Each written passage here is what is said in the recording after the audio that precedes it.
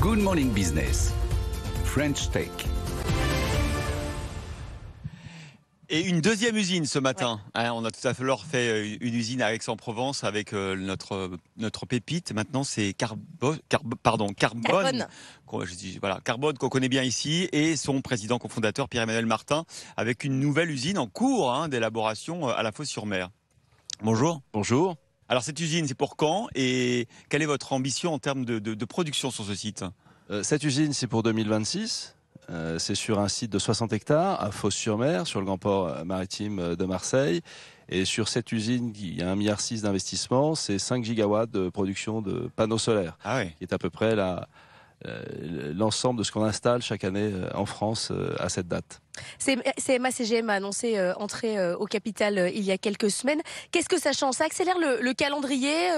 Vous dites, c'est juste une question d'argent en fait, d'accélérer le calendrier, où il y a quand même des objectifs industriels à tenir. Alors il y a effectivement des objectifs industriels à tenir. Rodolphe Saadé nous a fait l'honneur de l'annoncer lors de la visite du président Macron à Marseille, où j'étais également invité. Ça va effectivement accélérer le tempo. On était effectivement dans une recherche de fond et j'avais pu être interviewé ici. Je vous remercie. Tout à fait. C'est un running gag. C'est très sympathique de venir le matin chez vous parler de cette aventure.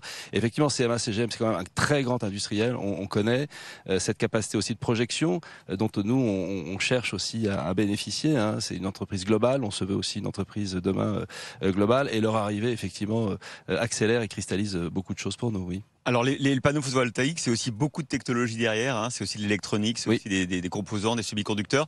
Quelle est la part que vous allez réussir à réaliser en France sur ces panneaux solaires? Alors notre ambition, tout d'abord, c'est revenir, je l'ai dit, mais j'aime bien le répéter, jusqu'au début des années 2000, la France était un des leaders sur ce secteur industriel, technologique. Voilà. Donc après, la Chine a pris ce virage extraordinaire et a amené le solaire compétitif. Nous, notre ambition, en tout cas à Carbone, et avec les autorités françaises et puis le CEA et des instituts allemands, c'est de réussir avec aussi des industriels de l'équipement, de l'amont, les industriels qui produisent la matière première, le polysilicium, c'est de réussir à recréer un écosystème complet en Europe, non pas pour nécessairement être totalement indépendant, mais en tout cas pour recréer un peu de rapport de force et dire à la Chine, on veut bien vos produits, mais nous saurons le faire si ça se tend entre nous demain. Le photovoltaïque, c'est un des exemples que cite Emmanuel Macron comme un des échecs de la politique industrielle de ces 20-30 dernières années.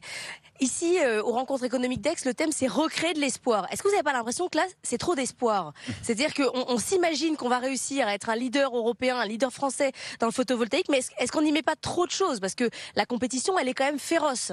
Alors, moi, je préfère dire toujours qu'un match, pour pouvoir espérer le gagner, il faut le jouer. Donc voilà, on est là pour réussir quelque chose qui effectivement apparaît grandiose, mais on a tous les ingrédients pour réussir. Et il n'est jamais trop tard. Il n'est jamais trop tard. Après, vous dites un échec de la politique industrielle. Disons que c'est l'absence de politique industrielle qui a fait l'échec. Donc maintenant que la politique est en train de se mettre en place au niveau européen, donc là, il y a un axe franco-allemand qui aussi se redessine autour du solaire photovoltaïque et on est heureux de travailler. On n'avait pas compris que c'était important en fait. Non, c'est pas qu'on n'avait pas compris, c'est que cette technologie était très chère et nous étions très forts sur des applications en dehors du réseau. C'est-à-dire que vous aviez un réseau électrique avec des machines tournantes, des centrales nucléaires, des centrales hydrauliques, des centrales à charbon et puis du solaire photovoltaïque pour tout ce qui était loin du réseau. Et comme la France avait, avec ses dom-toms, avec son linéaire côtier, avec beaucoup besoin d'électricité très loin du réseau, on était fort là-dessus.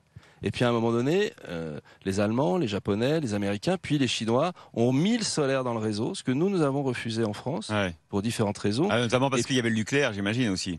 Alors après, je ne rentrerai pas dans les lobbies. On rentre pas dans les lobbies. Je ne rentrerai pas dans ces débats. Contre énergie.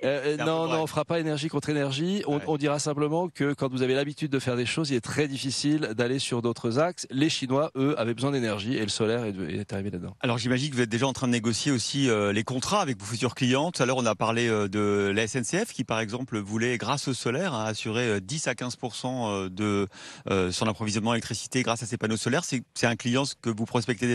Oui, ce sont des clients très intéressants comme les collectivités et les particuliers ou beaucoup d'industriels qui aujourd'hui s'équipent de solaire pour lesquels on est arrivé à une un tel niveau de compétitivité du solaire, même celui fabriqué en Europe sera très compétitif, ce que nous fabriquons est très compétitif, qui fait que la question du prix d'un module ne rentre plus tellement dans l'équation. Ce seront les installateurs, tous les équipements électroniques qu'il y a autour, qui forment le prix d'un système, et là-dessus, on va surfer là-dessus. Oui.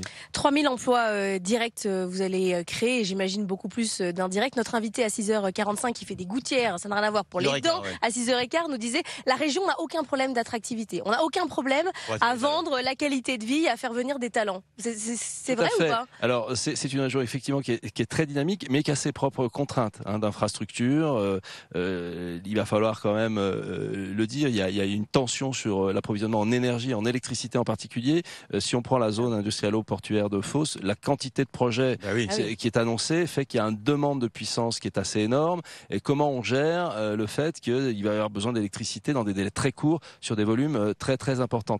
Mais oui, cette région est extrêmement dynamique, on le sait, dans sa démographie. Elle est très attractive, je le mesure. Nous avions l'opportunité de faire de l'usine ailleurs, dans d'autres géographies. Celle-ci fait que tout d'un coup, des cadres internationaux postulent dès à présent. Alors l'autre compétition, c'est sur le foncier. Parce que pour installer des panneaux photovoltaïques, il faut du foncier. Les fermes photovoltaïques demandent beaucoup de terres, qu'elles soient agricoles, on peut recouvrir maintenant certaines productions. Mais il y a la compétition, les usines, les logements. Est-ce que c'est compliqué justement aujourd'hui de trouver des endroits pour poser les panneaux? Alors, nous, là, ça sera une usine qui fabriquera les panneaux pour ceux qui vont après les poser. Je pense à vos clients, effectivement. Je pense que c'est justement tellement facile d'en mettre partout que, effectivement, la question, c'est comment on choisit, pour un État régulateur, organisateur, quels sont les projets, quelles sont les règles que je mets pour pouvoir éviter qu'il y en ait tellement partout, parce que c'est tellement facile à poser. Donc, effectivement, vous l'avez dit, sur l'agricole, il y a cette question de maintenant ce qu'on appelle l'agrivoltaïsme, c'est-à-dire la possibilité de faire et de la production d'énergie et de la production alimentaire.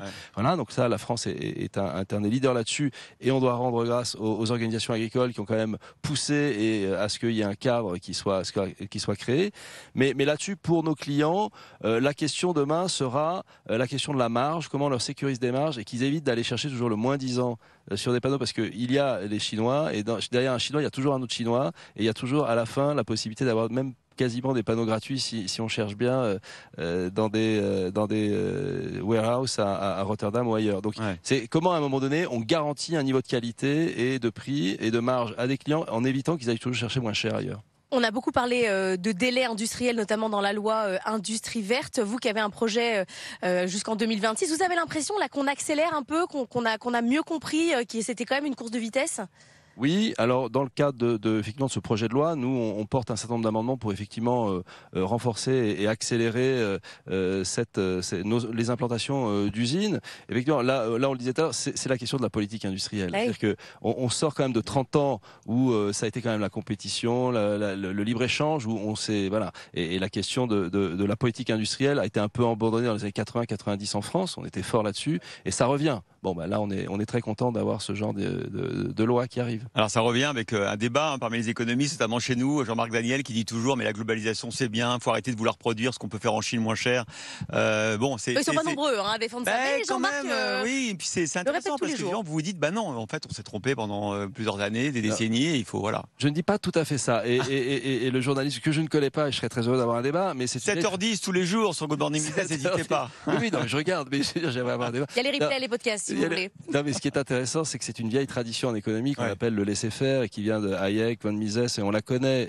Et effectivement, à un moment donné, il faut la contestation d'un système un peu trop étatique ou autoritaire qui intervient trop, et le marché a des vertus. Mais là, on est allé trop loin. Bon, écoutez, merci beaucoup en tout cas d'avoir été avec nous, Pierre-Emmanuel Martin, président cofondateur de Carbone. Vous avez quasiment lancé les débats pour les tables rondes des rencontres d'Aix, ce débat sur la réindustrialisation, sous la souveraineté, sur la transition écologique, sur le donner envie aussi aux Français et aux salariés. Et aux jeunes. On parlera beaucoup des jeunes ici. Pas d'angoisse ici, mais de l'espoir. On n'a pas trouvé de start-up pour zigouiller les moustiques, par contre. Pas encore. Bon, alors peut-être. Plutôt attaqué par les mouches, parce que les moustiques c'était à 4h, vous avez les mouches. Moi, c'est parce que je suis sucrée.